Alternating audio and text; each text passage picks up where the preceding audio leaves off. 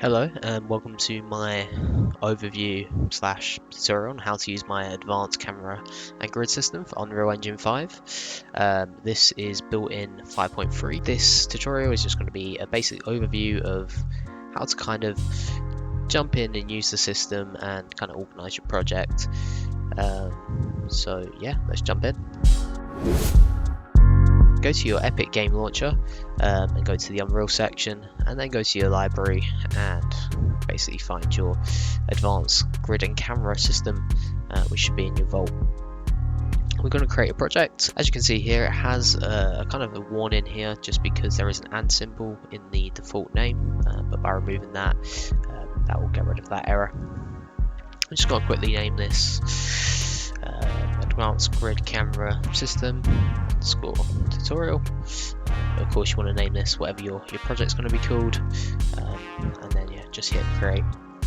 Now it might take a while for you to download the package, but I already have it installed, so yeah, let's jump straight into it.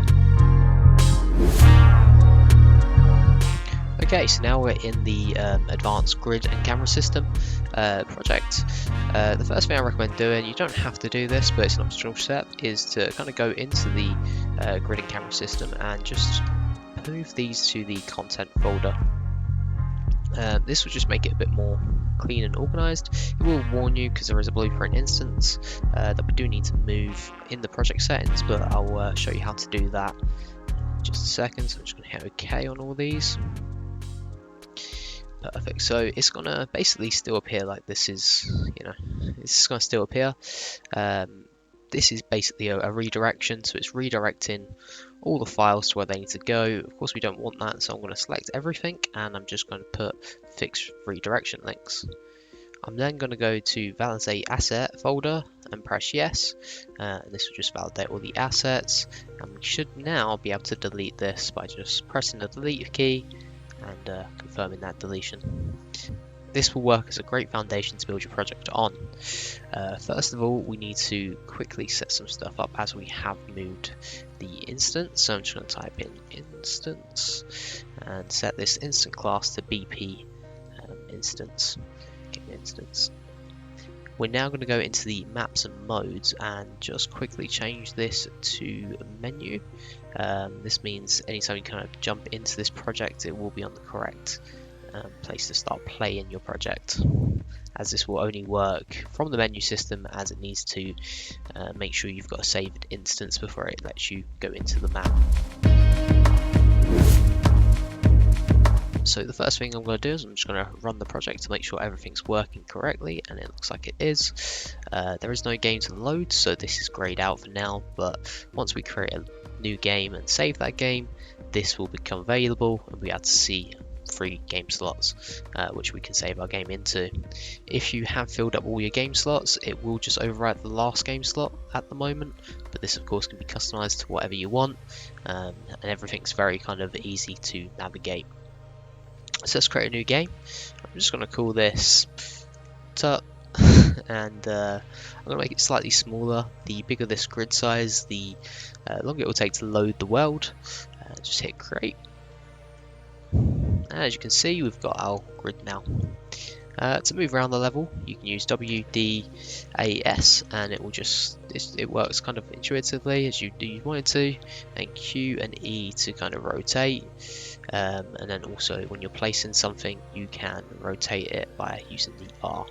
So that will work on anything as well. So with these roads though, and the paths, they do have like this nice UI for the user, so they don't have to manually click each one, so we have to drag and just create their path how they want to. Yeah, it's very intuitive, it feels very nice, and yeah, you can of course build upon this, or revert it back to the old 1x1 method. In here we have our kind of, this is just an example building. Of course you probably want to use your own assets. These are very just quickly created in Blender just to kind of demo how the system works. So let me place a couple of these houses, and I'll show you a little feature with these. So if I click on them, it'll say it's got a road connected because it's connected here. and that is kind of set up within the blueprint to be able to do that. And I will go into more detail in a different tutorial on how to kind of create different kind of functions within the grid, and that's kind of included within the project. There's a whole kind of interface for that, so it's very nice and intuitive. We can also use the train tools. We can set them with these sliders, and then kind of just raise the train. You won't be able to raise multiple different levels of terrain at the same time at the moment, but this could be a feature that's implemented. But it does show you on the UI which part is causing the issue with the terrain tool.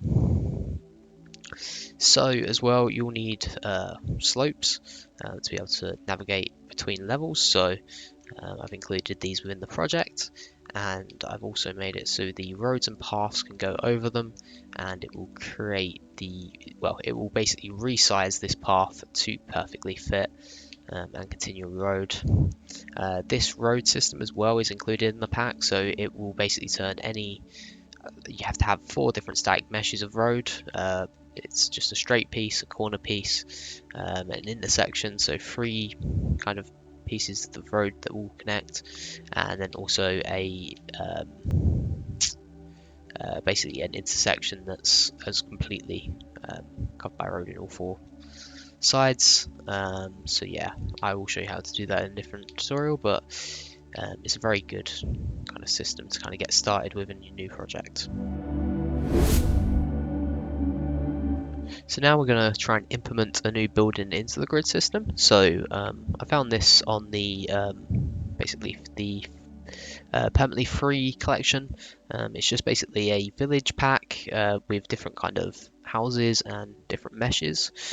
But what we're interested in is the houses and of course the kind of village assets. These are what we're going to be building upon. So I'm going to add this to the project. Okay, back into the project. As you can see, we've now got this fantastic village pack, which we can open, and it's got loads of different assets we can start using and creating stuff with. We'll be going to the blueprints and then the buildings, and here we've got some basic buildings we can kind of use to build upon. So I'm going to grab this basic little house here, and let's go into the viewport. Okay, we're in the viewport now of the asset. As you can see, there's loads of different moving parts to this. The good thing is though, it's all inside of one static mesh. I am also going to change this to stationary and not static. Yes, I'm going to move the. I'm going to change this to static. I'm going to add a heritage component, heritage volume, and this is so I can basically control the rotation scale location without kind of individually changing every single part of this mesh. So I'm just going to call this base. I'm going to move to the outside of this folder.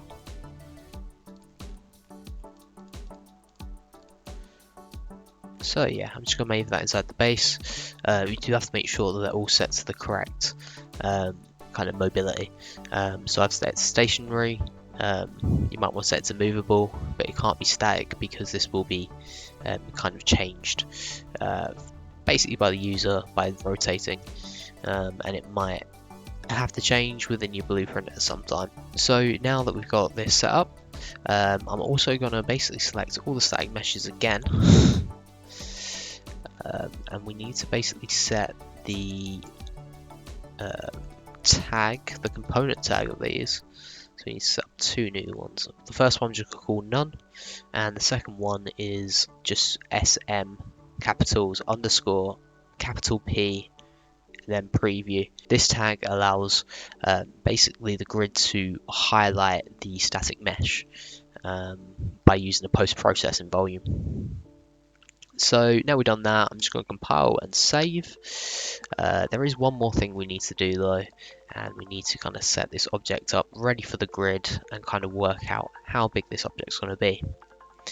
So we're going to go into our blueprints, we're going to go to buildings, and we're going to open up the database for one because we add into this.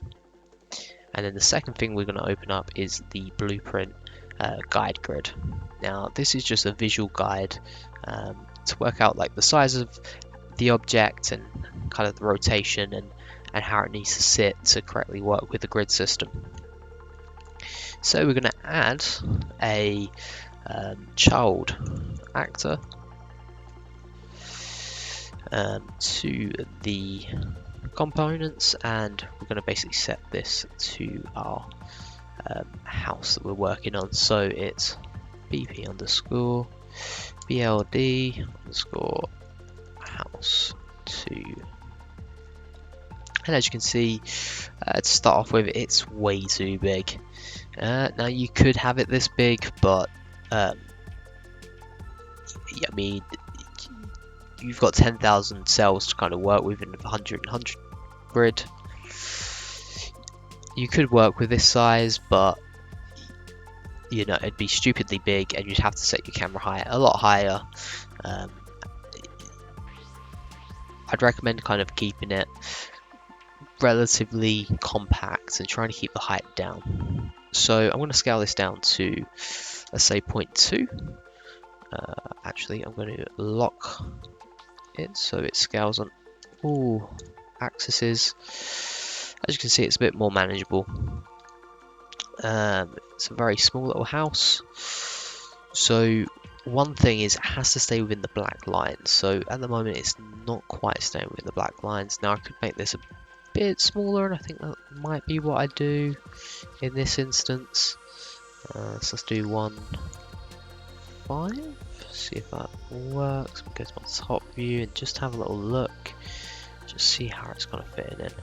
So you don't want these kind of going outside of it because it will create issues with overlapping meshes. So you want to kind of keep it within the grid. So I'm going to do it a bit smaller, 0.12. It's a bit too small now, so let's do 1.25. Maybe 1.29. Yeah, that's about right. We do need to keep it within that grid cell. So that's pretty much spot on. The positional rotation doesn't really need to be affected. I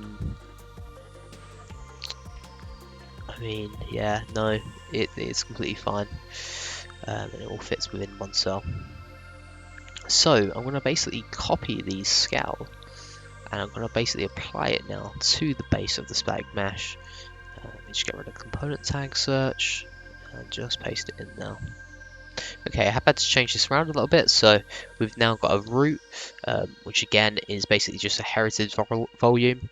And now we've got, that should be base. I changed it to bases, so I could basically put it there, and that's got all the static mesh items in and all the effects as well. So we can now apply our scale to that one, and as you can see, it's now the correct scale to go within our grid. So if I hit compile and save that, we are now ready to put this on our grid.